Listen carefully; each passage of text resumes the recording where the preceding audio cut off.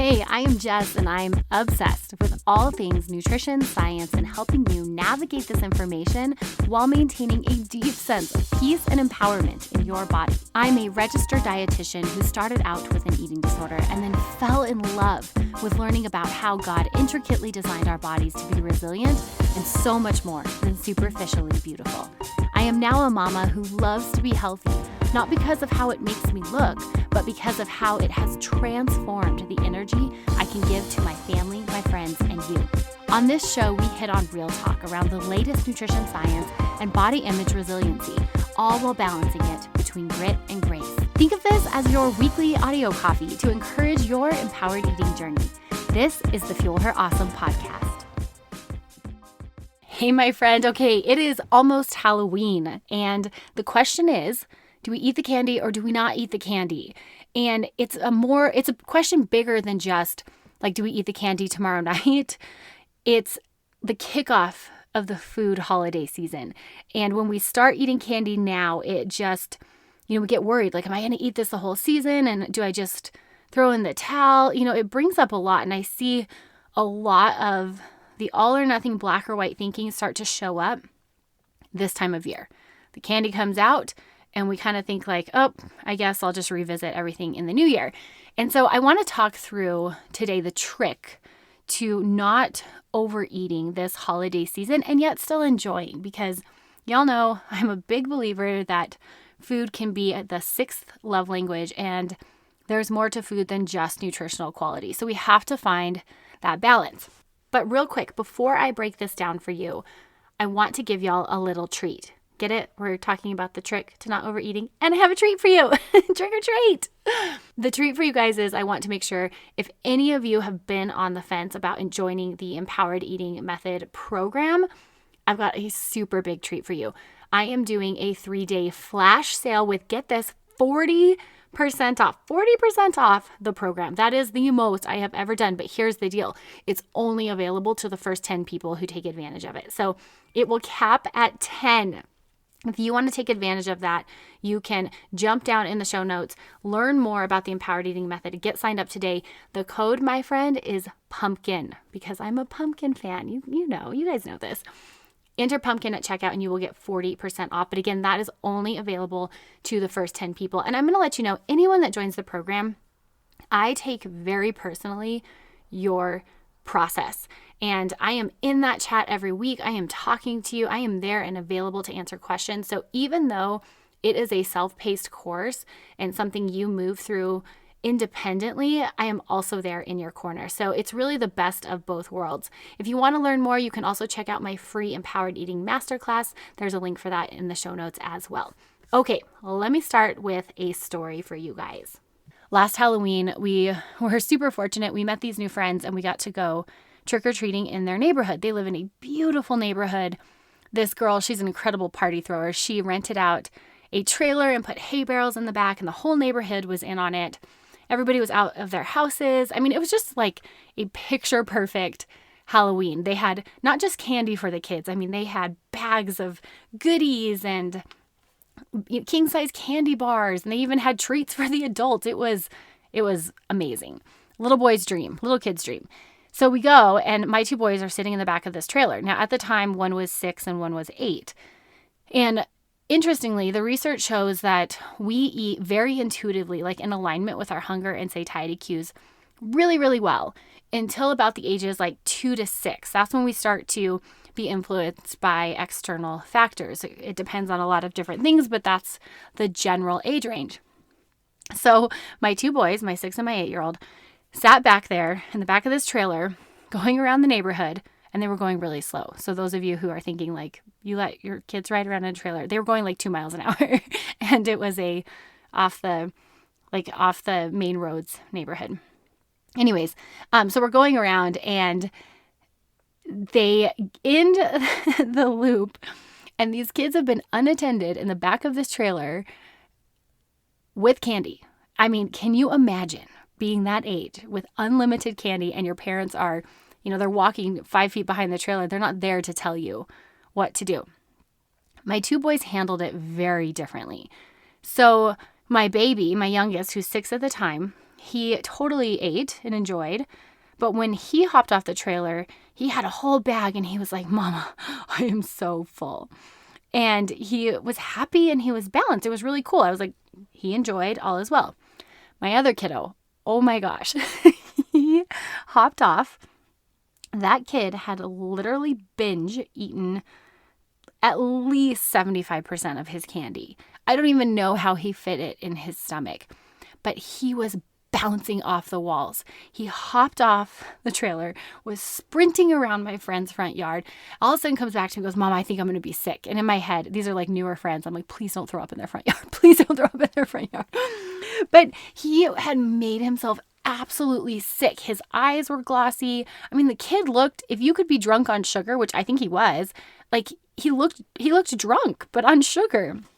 And I just thought it was really interesting how the two of them handled it so differently. One was able to enjoy and stop, and the other just kept going to the point of like truly insanity. He did not get sick, thank goodness, but he did crash so hard and he did not feel good well into the next day. And I think so many of us can relate to either of those personality types. Some of us know how to have candy and enjoy, and other people, we struggle. You know, we get excited and we start having it. No one's there to tell us no, and it's available. And so we just eat until we feel sick. And, you know, if you don't relate to either of those, I think you probably feel maybe in between where you're like, I'm afraid I would do that. Like I'm afraid I would do what your older boy did, Jess, where I eat so much to the point of making myself sick. And then what would happen with my body? So as we go into this holiday season, you know, I really want to talk about how do we navigate this extra food? What if I do overeat? What if you're like my son and we eat more than we need and make ourselves not feel good? And that biofeedback is telling us, eek, like too much. What happens if you gain weight? Should I stay focused on my goals? How do I stay focused on my goals? So many questions. So we're going to make it really simple here today. Here's the thing about empowered eating. There's not an off season. It's not like you're on plan or off plan, because empowered eating is truly a mentality. It's an approach. And at the heart of empowered eating is this fact that you are always in the driver's seat. To be an empowered eater means you are aware, you are awake, and you are intentionally choosing how to take care of your body.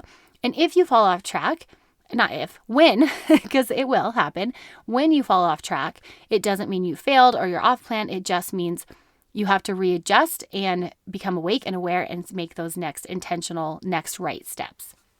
So I do know it's possible to not only enjoy holiday food, but to set appropriate boundaries when necessary so that you can fall more in alignment with my baby boy, who is closer to the natural season of intuitive eating. We can get back there. So I'm going to sum it up for you guys in a little short mantra today. So here is the trick to not overeating this holiday season. And here's your mantra: grit, grace, and glucose. We're going to take all three of those into this food season and help them guide us so we can maintain our empowered eating journey. So let's break this down. Number one is grit. Grit is the intentionality piece. This is the focus piece. This is the discipline part of empowered eating. One of the things that I see over and over in the women I work with, and I remember feeling this way. So this is why I want to bring this up, because I remember how frustrating it was. It's like we want something to happen with our health, with our body, with our fitness, with our food, and yet we are on autopilot so much of our day. We're just going through the motions, getting the to-do list done. And I don't say that with criticism, because it's so easy not to. Like, there's so much going on in the world. The world is heavy right now. There's a lot of tragedy going on. We have access to all the information about that tragedy that's hanging on in the world. And then on top of that, we have to go do our day-to-day life, right? Like, we have to get the kids to school. We have to go to our jobs. We have to walk the dogs. We have to feed the cats.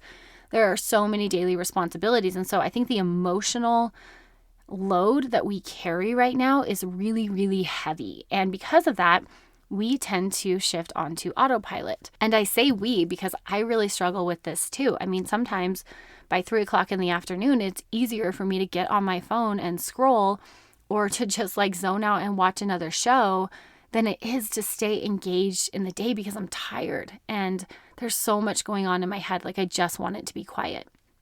Sister, I know it's hard and I know we are capable. I love Glennon Doyle's book, Untamed, and she says we can do hard things. Like to be human is to rise above and to be resilient. Humanity is incredibly resilient, and we do have this spirit of power, of love, and self-control. So even though it is hard, I think we can hold space for both. Like on the one hand, it is hard and it's stressful and we have a heavy emotional load, and we are stronger. And we can choose to continue to show up, take care of ourselves, and therefore take better care of our family. You are capable of it. We can do it. So the grit piece of this mantra is pulling in intentionality. Where do you need to pull intentionality into your day? Maybe it's staying hydrated. Maybe it's putting the phone down 30 minutes before you go to bed so you can get better rest. Maybe it's setting some boundaries during your lunch hour so you can actually eat your lunch. What does that look like for you? Everybody's going to be a little bit different. Now, the second part of this is grace. So we've got grit and we've got grace. Where do you need to be nicer to yourself? This is a conversation I have on repeat with every woman I work with and myself. We are so hard on ourselves, friends. And what I know personally, I see it over and over, and the research shows this too. People who are nicer to themselves are more likely to engage in behavior change. They're more likely to engage in healthier behaviors.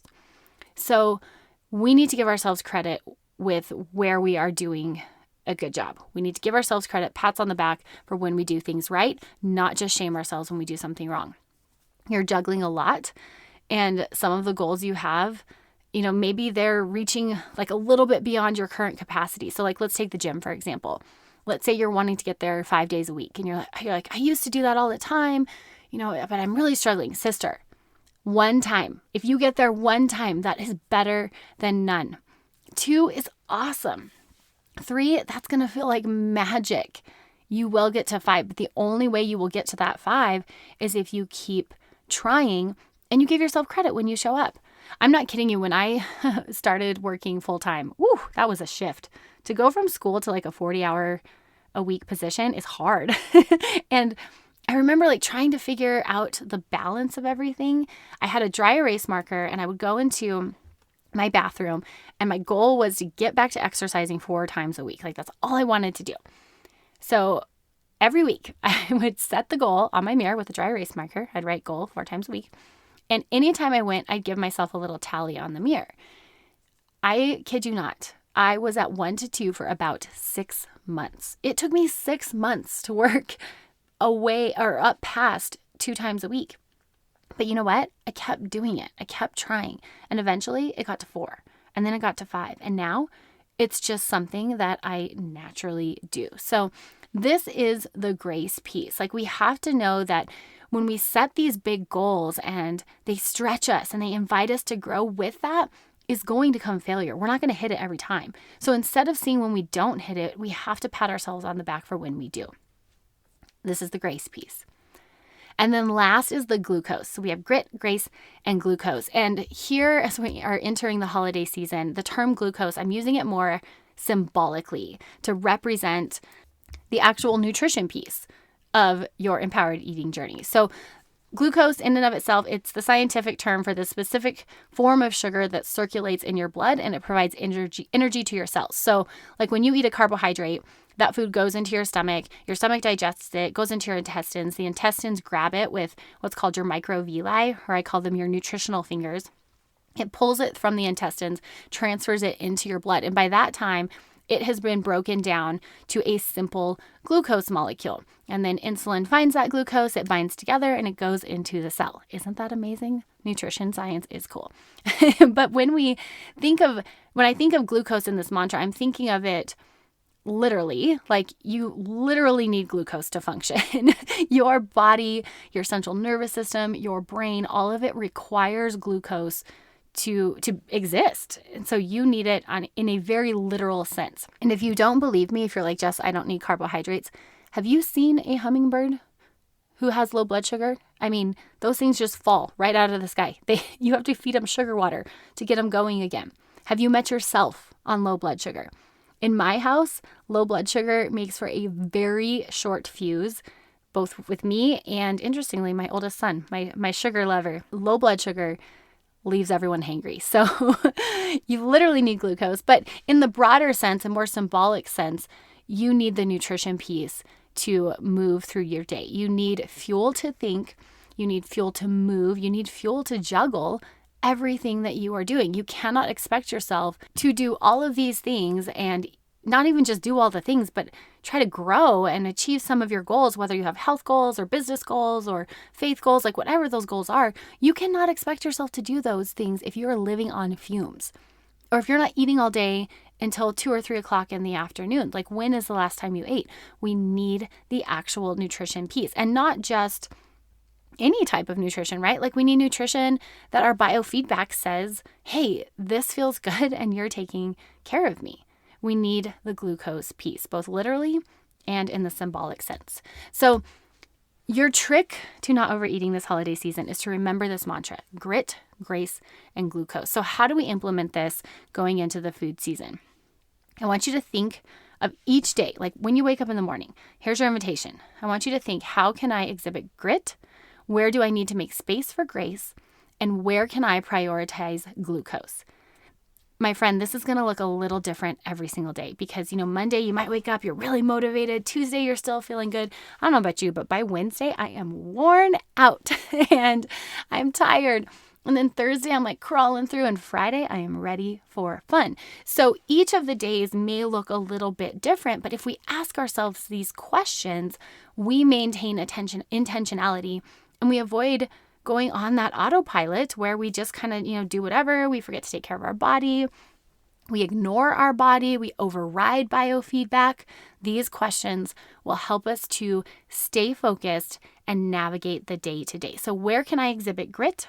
Where can I make space for grace? And where can I prioritize glucose? Now, I'll tell you, going into Halloween this year with my 2 boys, I'm going to be doing things a little bit differently after what we experienced last Halloween. And this is another example for you on how we can implement that grit, grace, and glucose. So the grace part is pretty clear. It's like, it's Halloween. I trust my boys' bodies. They can handle a sugar rush and they will be okay. And there's going to be a little bit of grit this time. I'm going to draw some boundaries for my boys. They can have a free-for-all for a period of time, but mama's going to be in there asking questions, making sure that specifically my oldest is not making himself sick. The glucose piece is I will be making sure that my boys go into this trick-or-treating event well-fed, lots of protein. I mean, load them up on the chicken nuggets. I make my boys something I call candy juice, which is just a pineapple, banana, and spinach blended drink. We're going to give them tons of nutrition beforehand. So biologically, they are set up to have solid nutrition on board before they go into the candy frenzy. But I think we can do this for our kids and we can do it for ourselves. So repeat after me: grit, grace, and glucose. And I want you to think about how you can incorporate each of those into today. Like, let's start right here today. What are you going to do to implement a little bit of grit? Where can you make space for grace? And how are you taking care of your glucose today? I hope you guys have an awesome week. If you do celebrate Halloween or go trick-or-treating, have some fun, enjoy, and be sure you feed yourself well before you go out so you do feel good the entire night. I will be out there trick-or-treating with my family. We are Spider-Men this year. So excited. If you have not seen Spider-Verse, oh my gosh, do yourself a favor and watch it. I am obsessed with it. I think I'm more obsessed with it actually than my boys are. So I will be out there in my Spider-Woman costume enjoying the candy just like you. And don't forget, if you are interested in the Empowered Eating Method, now is the time. You're not going to see this again. Definitely not this year. 40% off. Enter pumpkin at checkout, but it's going to cap at the first 10 people. Have a beautiful day, my friend. Until next time, cheers and happy eating. Gosh, I'm so glad you joined me today. If today encouraged you, would you take a minute and encourage me by leaving a review for the show? I read every single one of these reviews, and your words, they mean so much to me. This podcast is here to support you weekly, but it only scratches the surface. To learn more on how you can become an empowered eater, snag my free workshop, How to Eat Intuitively and Hit Your Goals Without Obsessing Over Food at jessbrownrd.com. Don't forget to join me right here next Monday, where I cannot wait to fuel your awesome. Cheers, my sweet friend, and happy eating.